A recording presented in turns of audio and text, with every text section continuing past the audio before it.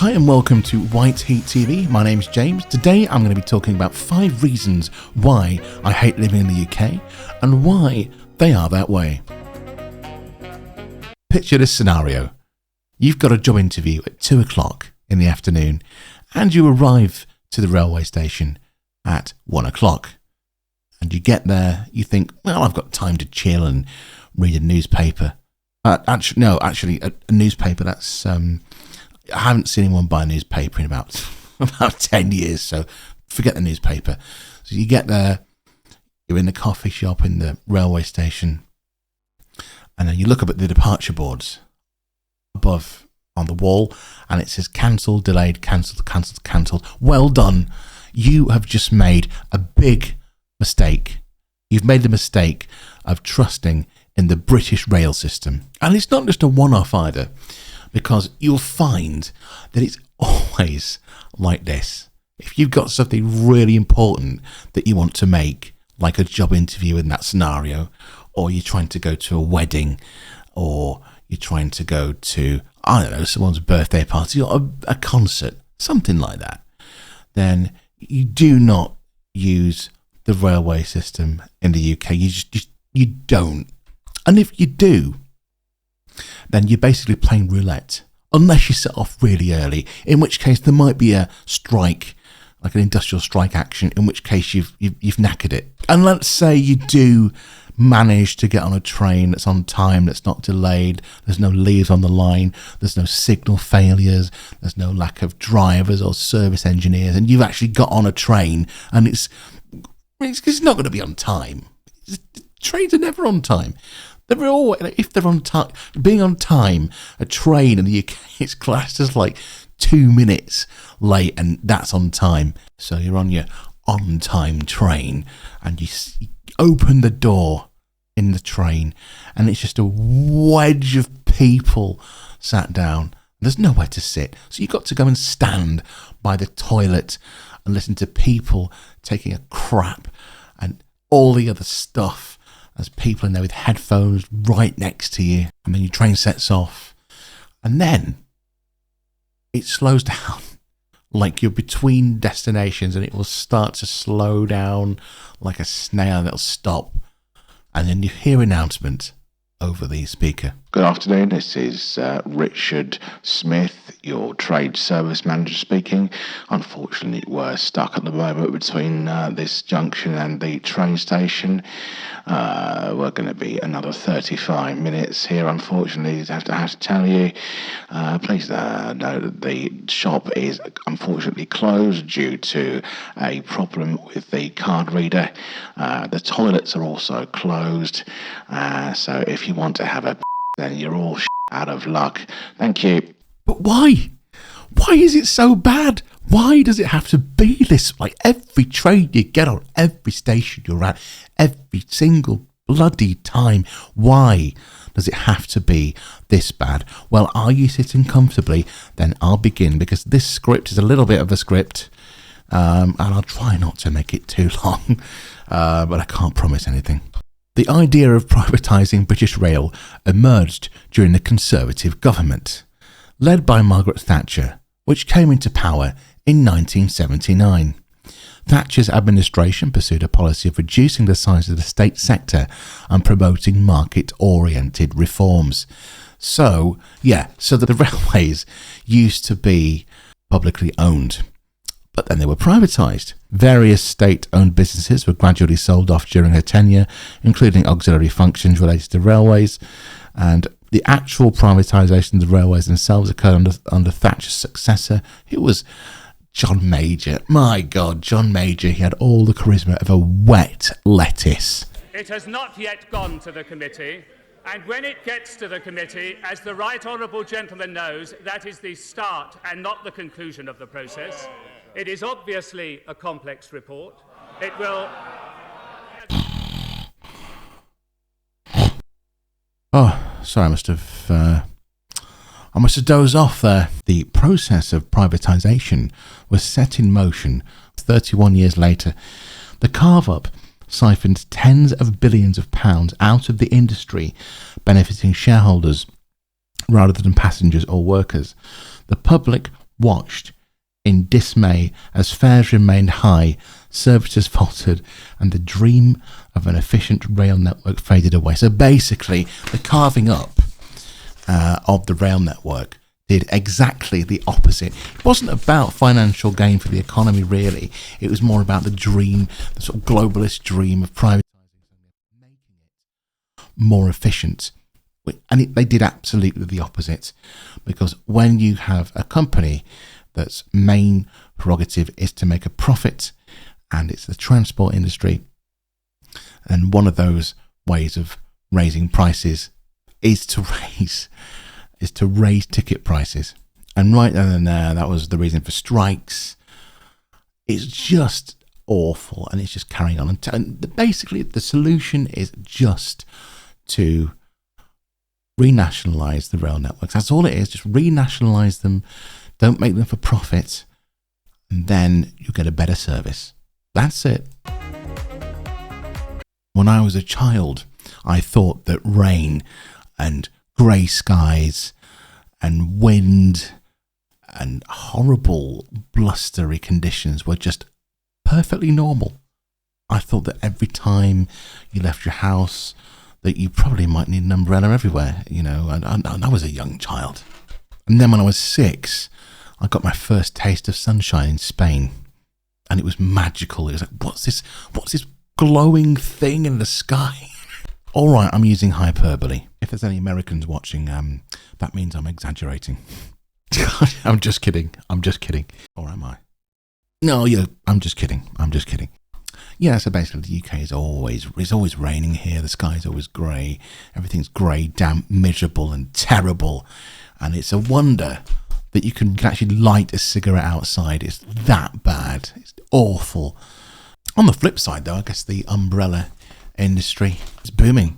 But why is the weather so terrible? Why does it always rain? Why do you have to make 2 sets of plans for a barbecue, one indoors inside in the kitchen and one outside, when you can put one sausage on the grill, on the barbecue, and then you start to feel the first spots of rain on your sausages? Yeah, I just realised what I said then. I mean, you can't really feel the rain on sausages.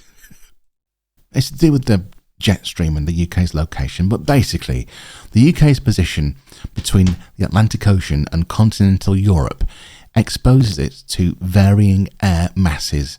Storms from the Atlantic bring rain and strong winds. The UK lies beneath the polar jet stream, which guides weather systems.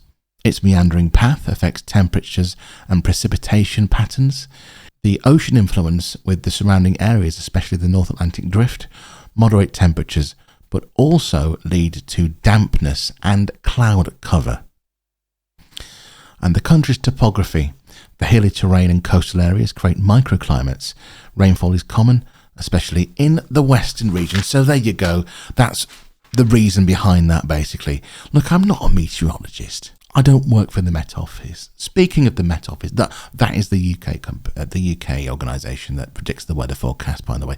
They have not a very good reliability rate. So even if you're looking at the weather forecast, it's not going to be right half the time. So if you come into the UK, just know it's going to be raining, grey, cold, miserable.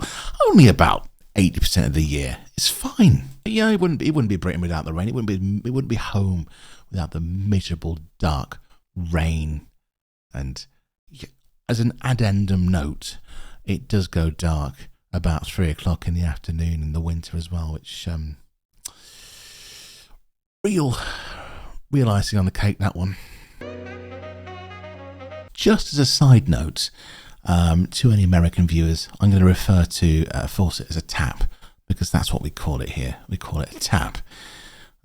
So, yeah. Now, one thing that's terribly inconvenient about living in the UK is the hot and cold tap in the bathroom. So if you go to wash your hands, normally on the left-hand side in a British loo or British water closet or bathroom or whatever you call it, the left tap is hot. So, and the right tap is cold.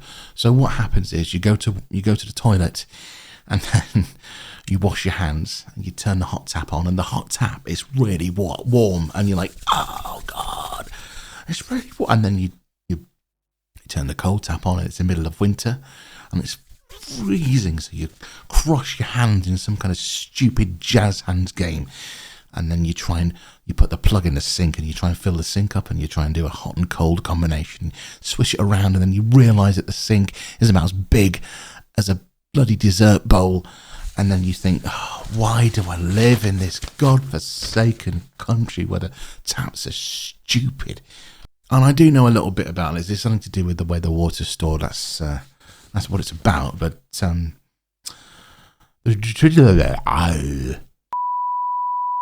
tradition of having separate taps dates back to a time when hot and cold water were intentionally kept apart to prevent contamination through cross-connection. Cold water came directly from the main supply and was safe for drinking. In contrast, hot water was often stored in a local cistern, usually located in the loft. And we call that the attic. The loft is the attic in the UK for our American audience, which raised concerns about its safety for consumption. Water bylaws, and bylaws in the UK are like local laws. Water bylaws strictly prohibited mixing hot and cold because the water sitting in the loft tank was not deemed suitable for drinking. To maintain the separation, hot water taps were typically placed on the left side of the sink. Mixer taps, although mixer taps which combine hot and cold water obviously, have become more common, and the requirement to prevent water mixing until it flows out of the tap remains. If you look closely, you may notice that the hot water still comes from the left-hand side and the cold water still comes from the right. So there you go. So it's that's the answer to that one. But I find it very annoying, and I love it when I go to someone's house and they have a tap that you can mix the water with. And I love it when I go to Spain, even though you can't drink the water in Spain. So let me set the scene with this one. Imagine a diet where every vegetable was boiled to death. Food which was so bland that you'd have to add really hot spice to even have a tacit of flavour. Cuisine so mind-numbingly tedious that the national dish is a bastardised version of Indian food. A country that actually puts kidneys in pies. I mean, for God's sake, British food it's so bland on them. I remember the first time when I was told that steak and kidney pudding contains kidneys, and I'm afraid to say I actually spat it. I was sat with my dad at the table, and I had a mouthful of steak and kidney pudding. It was. My dad said, "You do realise that's kidneys in there, don't you?" And I went, spat all of it out. I'm sorry to say. I'm sorry if that's disgusting, and I'm sorry if you're eating. I'm just trying to convey how bland and horrifying British food is. It's kind of difficult to get the message across. And one of the worst things about British food is pub cuisine. So if you go to a Wetherspoons, if you want to put yourself in for that terrible experience, a Wetherspoons is basically it's a branch of pubs or bars, as you might call. I think you call them pubs in America if you're watching from over the pond. But it's a national chain of pubs. And well, when you sit down and you order your food, it arrives. Like, I've had my food arrive in 3 minutes, and you sat there at the table and you're like, oh, 3 minutes? That was quick.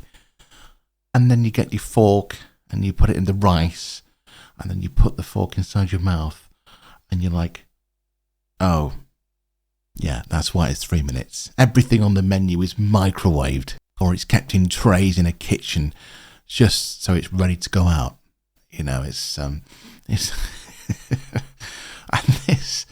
this is a lot of pubs in the UK.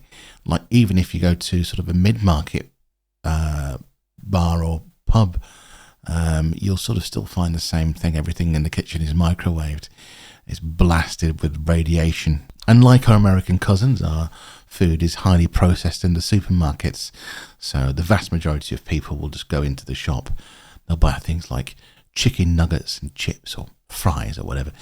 And then they'll get like beef lasagna microwave meal, which in essence, it tastes like dog food. Exactly. And the Italians eat fresh food and we eat garbage processed chemical bullshit.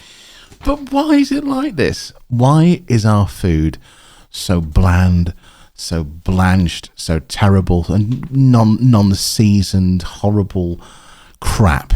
British cuisine has been influenced by historical factors such as class divisions, limited access to spices, and preservation methods.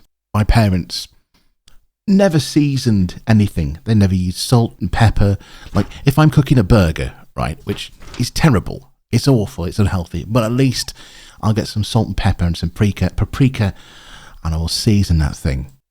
Compared to many other cuisines, British food lacks the abundance of herbs and spices, diverse textures, and relies heavily on boiling and stewing methods that can sometimes strip ingredients of their natural flavours. Well, absolutely. The system of rationing, introduced during World War II, significantly impacted British food. Lord Walton, who implemented the rationing system, eliminated a large amount of spices, sugar, and other non-essential luxuries. Lord Walton himself had a delicate digestion that reacted poorly to rich or spiced foods, which further influenced the available ingredients and flavours.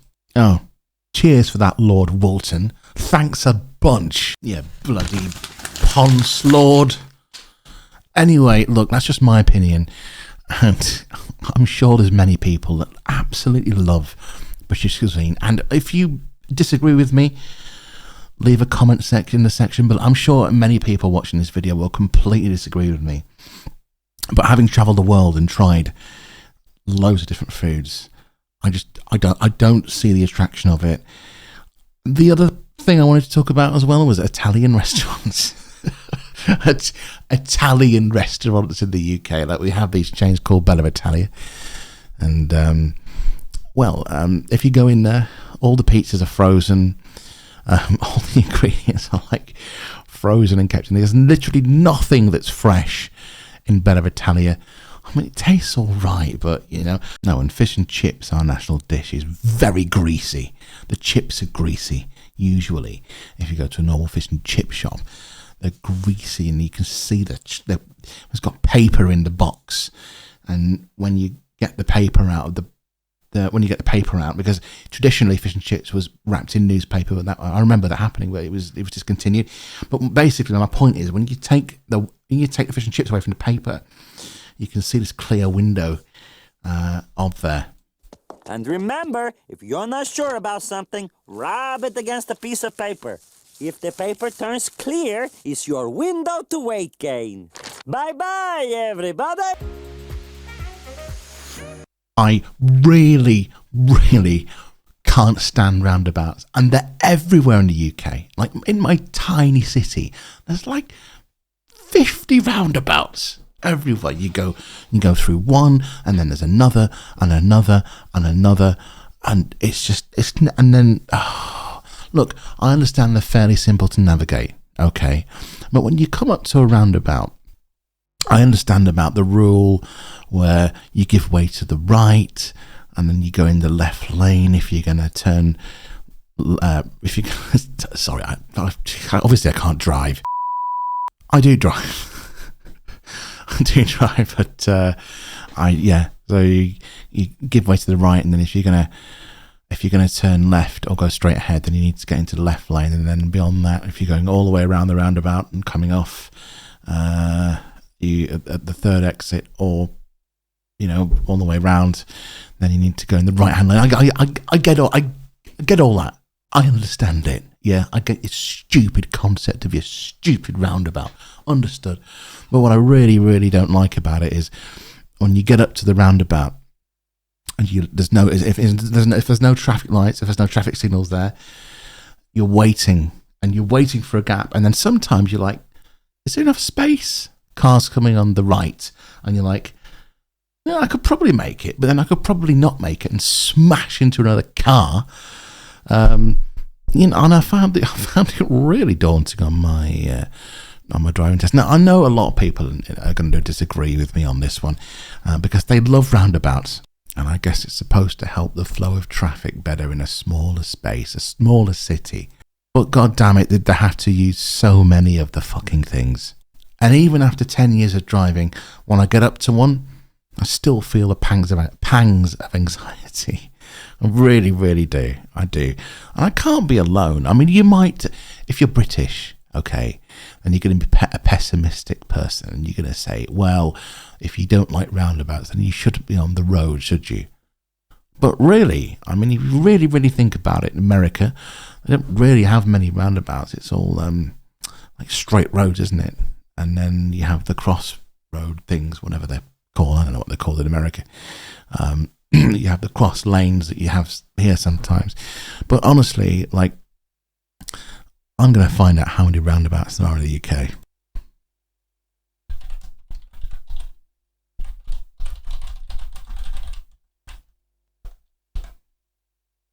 Bloody hell. You see what I mean? That is crazy. And we're only a small island. Don't forget, we're a tiny island. Just, we're only 600 miles long from the northest tip of Scotland to the south. Well, that's it for today. I hope you didn't get too bored with the scripts. And if you like my channel, please subscribe and comment and like or whatever. Don't forget, you can also join my Patreon. It's $1 a month. You get your name on the screen. You will get preview access to content as well. Thanks for watching.